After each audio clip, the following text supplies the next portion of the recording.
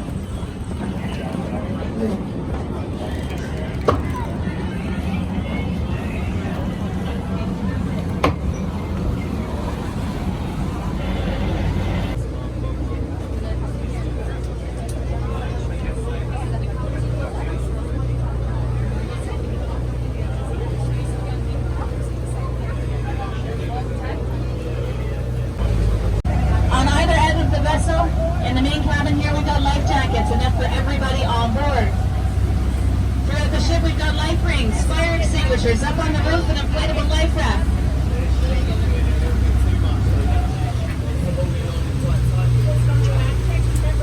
Now, we've never had to use any of this stuff in the history of the company. We're not going to start today.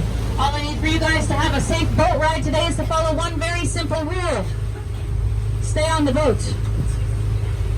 Think you can manage that? Awesome, awesome. I will let you know at the back, there's no wall that connects the back to the bottom. If you do drop something on the floor, it does have the potential to roll into the harbor. Once you tell me you've dropped something in the harbor, it's already at the bottom. So hang on tight to those valuable children and possessions that you might have with you.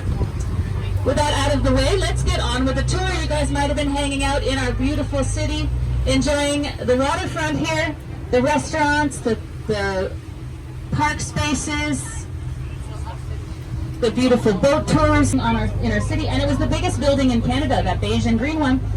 It boasted 100 million square feet of cooling and dry storage. Basically, it was a really big refrigerator. Beside that, that red brick building, does anybody want to guess what that might have been used for in our industrial past?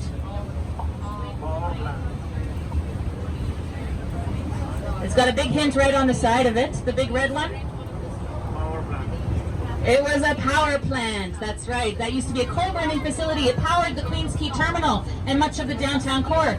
You'll notice that whole area over there, they are a non-profit organization dedicated to bringing arts and culture to our waterfront. They put on tons of free events there throughout the seasons, lots of free concerts, free food festivals, lots of fun things to check out if you go over there after the tour. Our city's much more beautiful these days. It's also much more romantic. This white footbridge that is coming into view over the boats there, that is the Amsterdam Canal Bridge. Do you have any fans of romantic comedy on board? Nobody's willing to admit it? I recommend going there for a tasting, maybe try one, maybe try two. I do not recommend trying all 13 beers in one sitting because it is a very short stumble into their neighbors with the green roof, the police. Now this is our marine police unit. These guys aren't too concerned with what's happening out on the water, on the dry land. They're much more concerned with what's happening out on the water. Normally waterways in Canada are monitored by our Coast Guard, but the closest from here. So you can imagine if there was an emergency on our harbor, a 3-hour response time is terrible. So these guys have 7 high-speed powerboats. They can get anywhere in the harbor and inner islands in under 3 minutes. Towering behind the police watchtower. They opened it one time and it broke. You gotta... I think that was the highest attended event to ever happen at the Rogers Centre, but I think you guys would be interested to learn the record for highest attended event to ever take place at the Rogers Centre belongs to 68,000 people packed the stadium to watch The Rock destroy Hollywood's Hulk Hogan. Second highest attended event ever at the Rogers Centre, WrestleMania 6. Apparently we really like wrestling here in the city.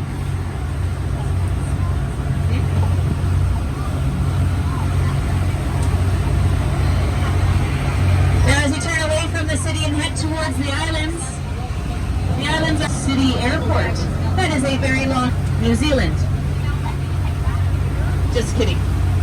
Goes to the United States. You won't see any of those big cross ocean setting that's getting that is called a Dash 9.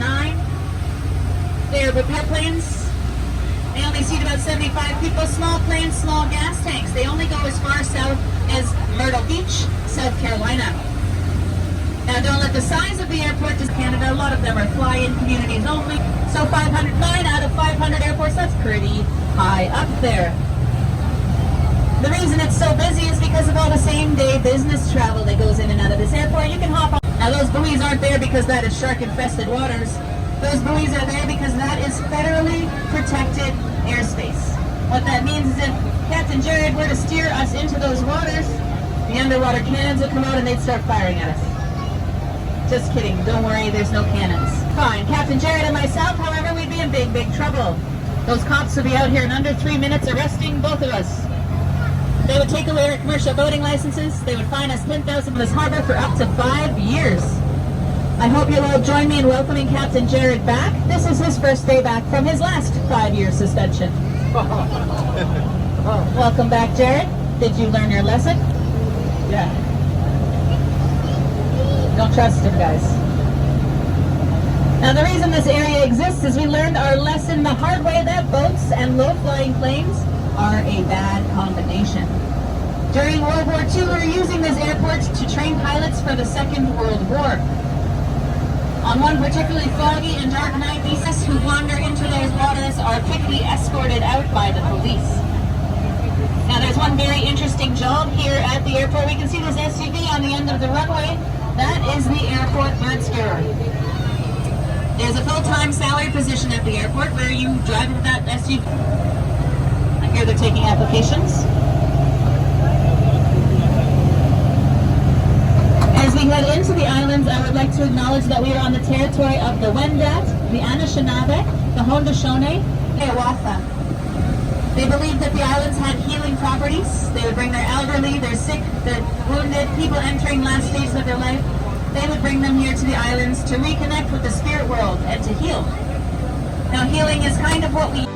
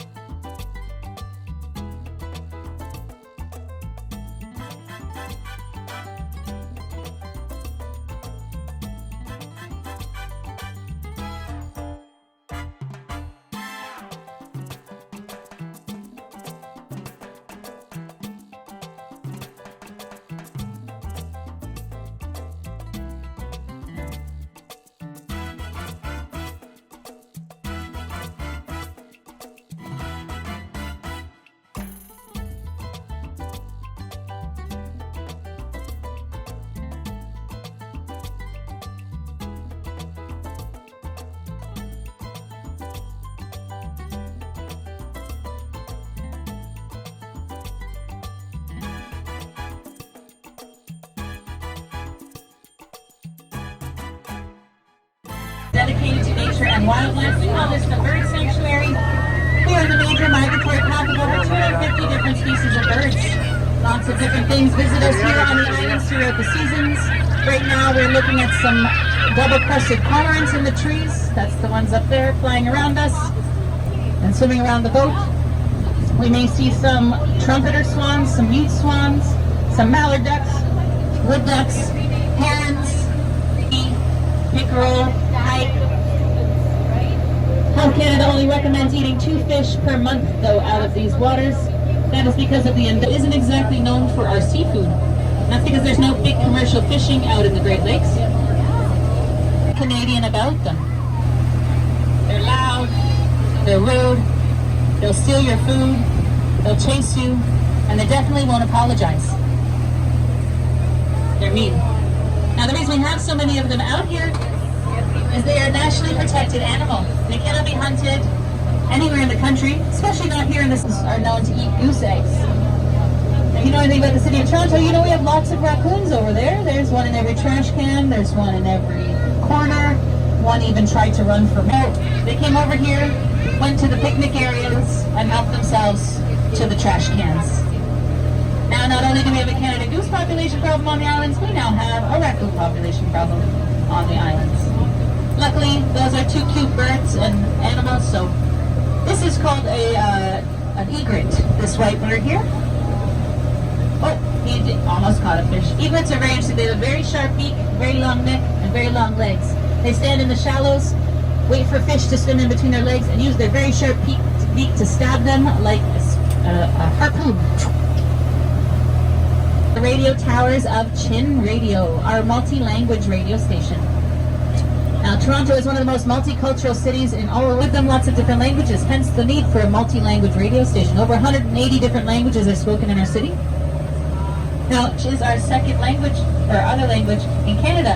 Now, this is just in the city of Toronto. As soon as you go outside of the city to places like Welland and Niagara Falls and things like that, the French population does increase quite a bit, but in the city of Toronto, not in the top 10. Also, many people are incentivized, if they come here from a French-speaking country, they are incentivized to move to places like Quebec, where they will get higher-paying jobs because this is the most popular spot for families to come. There's lots to do here for the whole family. There's an amusement rich to accommodate flat water boat racing like kayaking and canoeing. And we celebrate many big regattas here throughout the summer. We have the Dominion Day Regatta on Canada Day, the big Dragon Boat Festival in June. On those days we can't go on this part of the tour because we'd be right in the middle of the racetrack. So there's many articles published about it because everybody was, you know, shaking their fists. Right? When I heard this, I said, that's silly, they should have just gotten married. Gay marriage has been legal in this country since 1995, nobody would have blinked. But apparently their wives didn't like that idea. It's a full house. Yeah. Now you don't want to wait 40 years, you don't want to get married. This is another way to stay on the islands, at least temporarily. These are floating homes. This is the Toronto Island Marina, and a lot of people out here use this as their cottage getaway. Rather than battling the 3 hours of traffic north to get to Muskoka, they come out here on a 20-minute boat ride all summer, and we talk about them like they're zoo animals. They don't really seem to mind, they're always happy. Speaking of zoo animals, you might catch a glimpse of Conrad the peacock. He lives on Muggs Island on the left-hand side. Now Conrad, peacock, let you enjoy the scenery, and I'll hop back on in a couple minutes and tell you all about the sea and tower.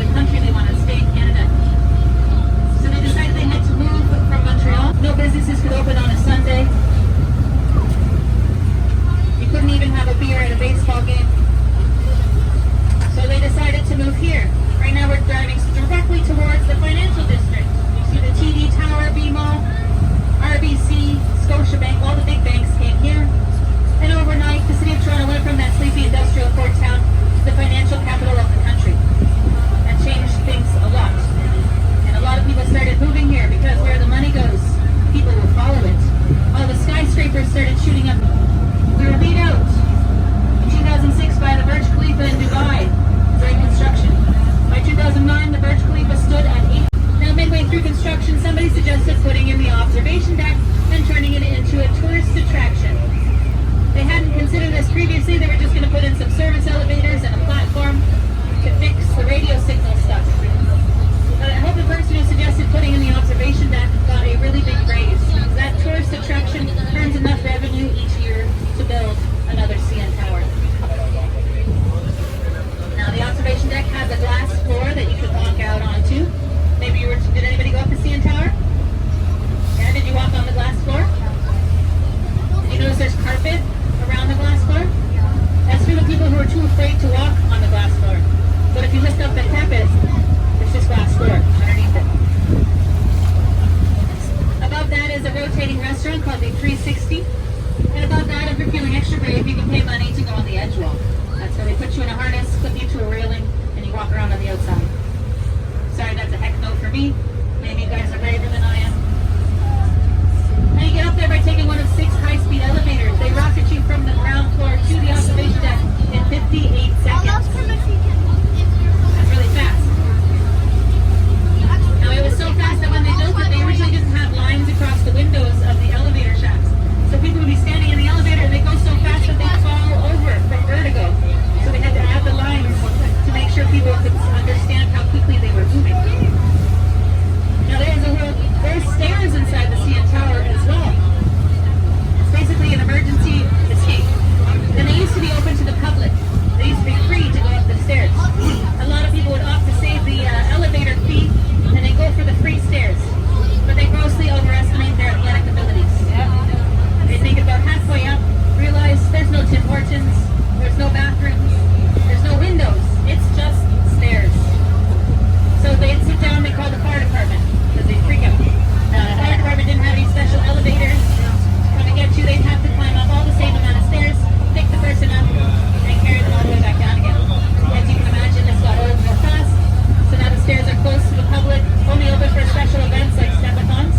The United Way, the fastest climb up the stairs. It takes the average person around 45 minutes to get up to CN Tower. Does anybody want to guess what the fastest climb up the stairs is? 15? That's a really good guess, but cut it in half. And you get 7 minutes and 52 seconds. Guys, I was exhausted.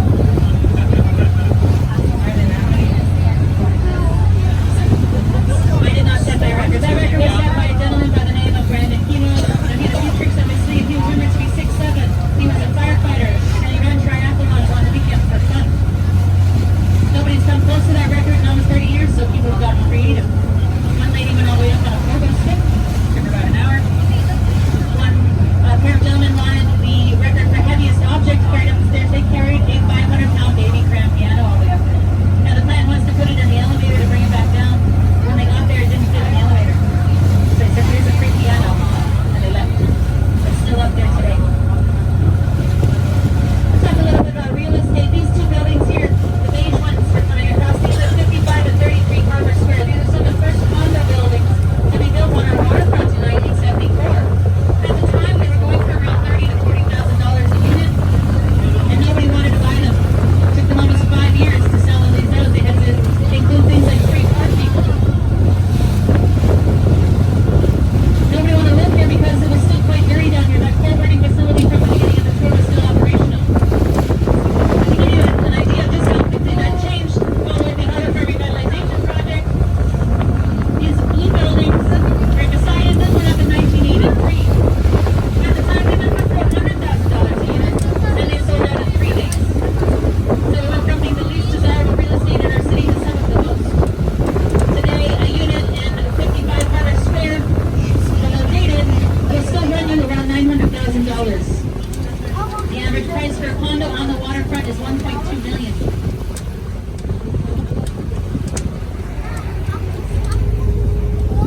Now I have to get asked what this ball-like structure is at the end of our slip here. This is a piece of art, contemporary art. You put the word contemporary in front of it, anything is art. It's not a Death Star. It's not a football. It's not Babe Ruth's baseball. This is called the Sundial Folly. Now sundials use the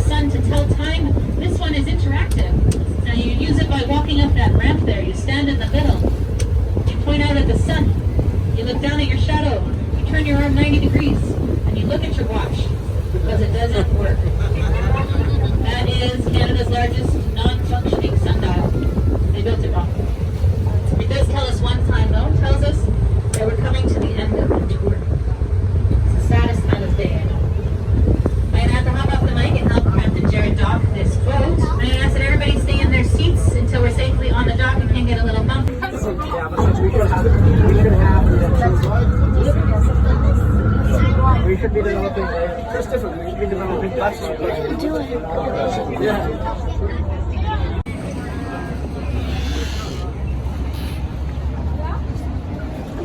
And that has been our captain for the day. Hello, how's it going? What's your name, Captain? I'm Captain Jared. Captain Jared. Yeah. Wow, fantastic. Thank you so Thank you much. very much. Thank you for joining us.